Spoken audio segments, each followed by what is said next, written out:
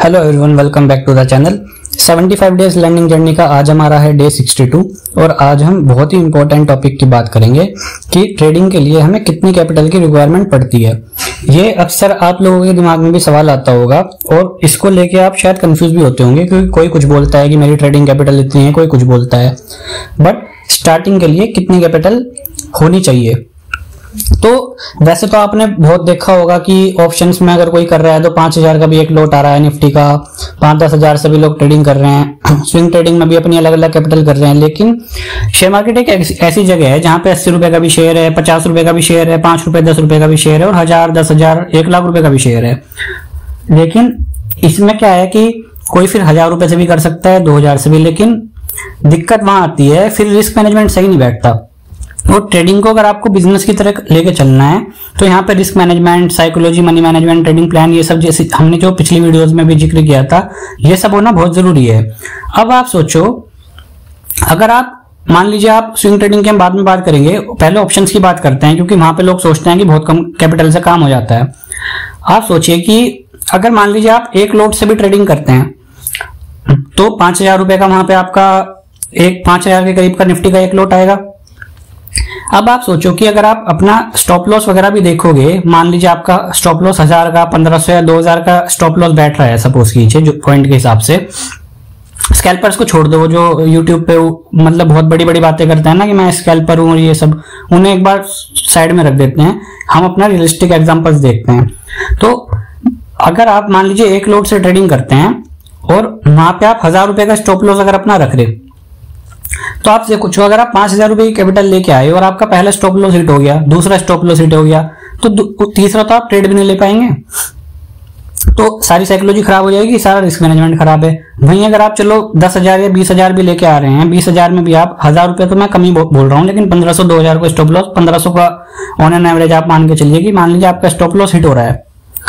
तो क्योंकि शुरुआत में जब आप ट्रेडिंग करेंगे तो ऐसा भी नहीं है कि आप एकदम मुंह पकड़ लें, आपके लेने के बाद थोड़ा ऊपर नीचे भी जाएगा, धीरे धीरे आपका हाथ साइड बैठेगा।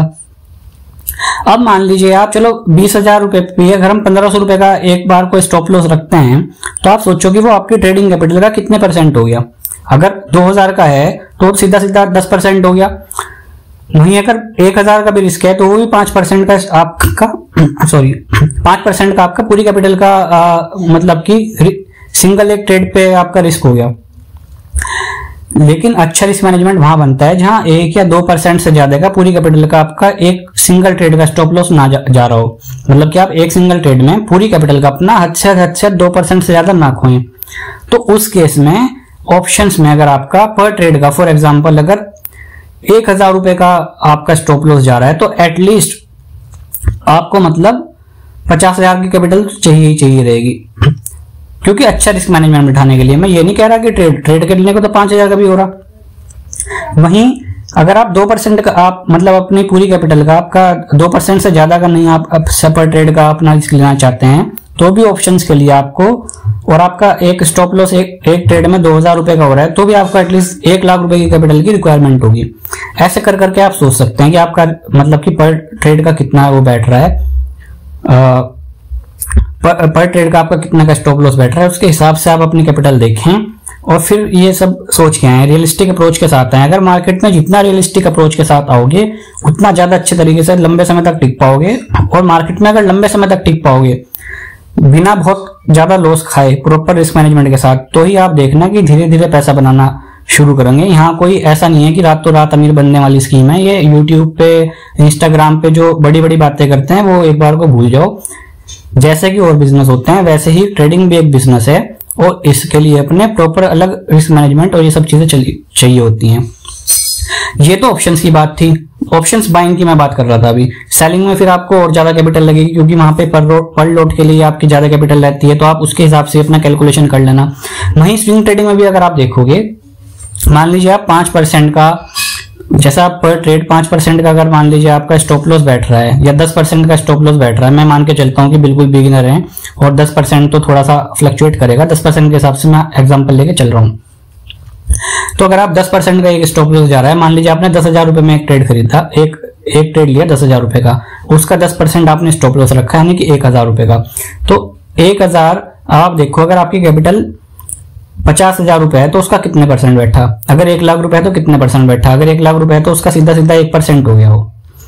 तो इस हिसाब से आपको अपनी कैपिटल को कैलकुलेट करना पड़ेगा। और आप सोचो फिर 10,000 रुपए अगर आप एक ट्रेड में कर रहे हो तो फिर उससे एक्सपेक्टेशंस भी ऐसी रखना, ऐसी ये वाली एक्सपेक्टेशंस मत रखना कि मैं 10,000 रुपए एक ट्रेड में लगा के और यहां से लखपति और करोड़पति बन जाऊंगा मैं कुछ सप्ताह में या कुछ महीने में ही, या फिर पूरी की पूरी कैपिटल भी मान लीजिए आपकी 1 लाख रुपए की कैपिटल है तो भी आपको ये रियलिस्टिक अप्रोच रखनी चाहिए कि मैं हाँ इस पे कितने परसेंट का रिटर्न जो कि जायज है मैं कितना निकाल सकता हूँ। ये नहीं कि आपने मतलब कि अनरियलिस्टिक अप्रोच बना ली कि मैं 1 लाख रुपए की कैपिटल से महीने 2 महीने 4 महीने 1 साल में जैसे यूट्यूब पे बताते हैं ना कि मैं इतने लाख कमा लूंगा इतने करोड़ कमा लूंगा। नहीं, रियलिस्टिक अप्रोच के साथ चलोगे मार्केट में ज्यादा लंबे समय तक टिक पाओगे और तभी पैसा बनेगा। अगर आपको आज की वीडियो अच्छी लगी हो तो वीडियो को लाइक कर दें और चैनल को सब्सक्राइब कर दें। Thank you so much.